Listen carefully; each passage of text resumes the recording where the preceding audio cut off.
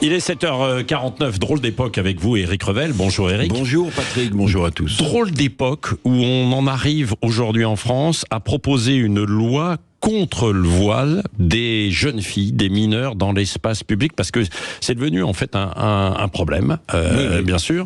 En tout cas, aux yeux du patron des LR, Laurent Wauquiez. Oui, alors cette proposition de loi, vous en doutez, va faire du bruit. Elle fait du bruit dans le landerneau politique.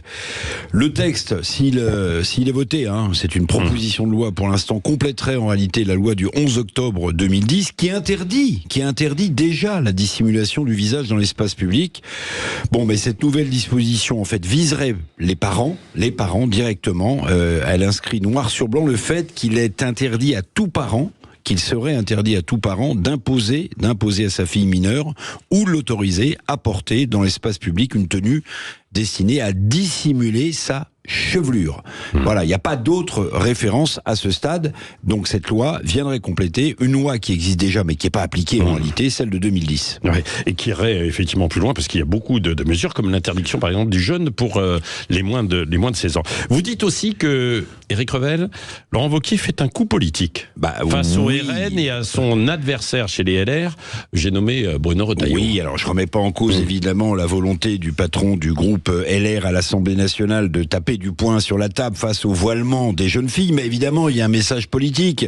Pourquoi ? Parce que dans le même temps, les sénateurs LR, avec évidemment Bruno Retailleau en embuscade, ils proposent la même chose en réalité. Donc vous voyez bien que le mano à mano entre Retailleau et Wauquiez sur le plan politique n'est pas fini, mais cette proposition de Laurent Wauquiez s'appuie aussi sur le rapport du ministère de l'Intérieur qui concernait les frères musulmans, qui a été publié en mai, et qui décrivait quoi ? Qui décrivait une augmentation, je cite, massive des petites filles voilées dans notre pays.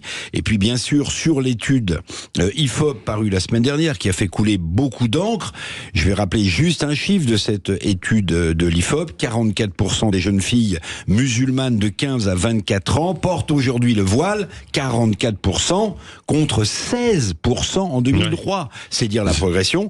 D'ailleurs, l'IFOP est attaqué par 4 associations musulmanes qui estiment que cette étude manque d'objectivité, mais entre nous, qui peut nier que l'islam politique des frères musulmans progresse dans notre pays. Oui. Bon, au fond, c'est une proposition de loi qui va forcer à un débat à gauche comme à droite d'ailleurs sur ce que certains qualifient de dérive d'un islam politique, comme vous voulez l'évoquer, imposé à bas bruit à notre République. Oui, ça c'est évident. C'est peut-être d'ailleurs le bon côté de cette proposition de loi, parce que cacher sa chevelure lorsqu'on a 10, 11, 12 ans, par définition, c'est pas un choix individuel, c'est pas le choix d'une petite fille libre de ses pensées et de ses actes.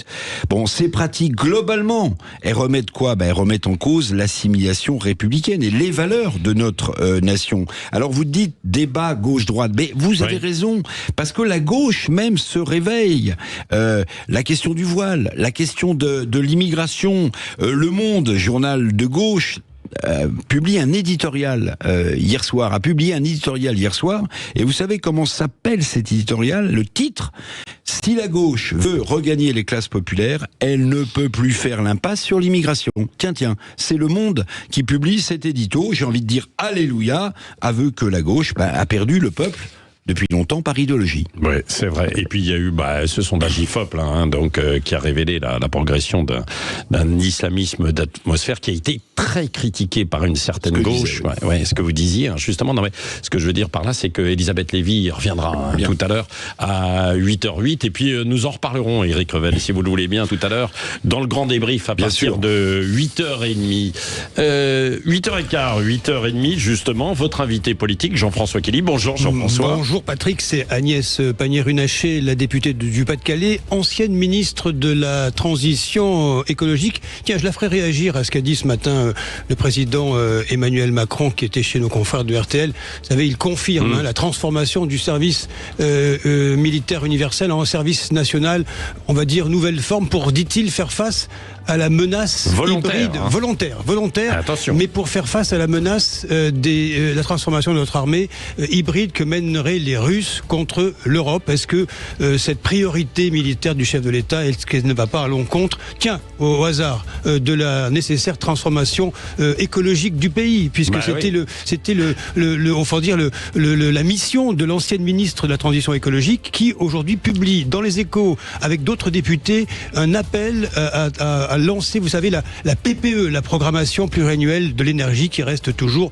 dans les cartons. On ne sait pas quelle sera la politique énergétique de la France dans les prochaines années. Je ne sais pas, elle n'était pas à la COP 30 au Brésil, puisque qui vient de se terminer en début de semaine. Le service militaire volontaire, je ne sais pas ce que vous en pensez, ça existe déjà, hein.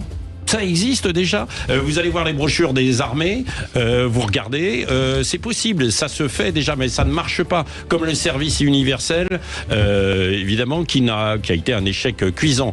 Donc il recycle Emmanuel Macron. Pourquoi ? Parce qu'il faut occuper la scène, bien sûr, évidemment. Mais sous quelle forme et avec quel budget ? Bien sûr. Mais le service militaire volontaire, ça existe déjà. Il faut le répéter, il faut le redire. Sauf que ça n'a pas été mis en avant, il n'y a pas de budget, il n'y avait rien, quoi. En fait, c'était du vent. 7h54 sur Sud Radio.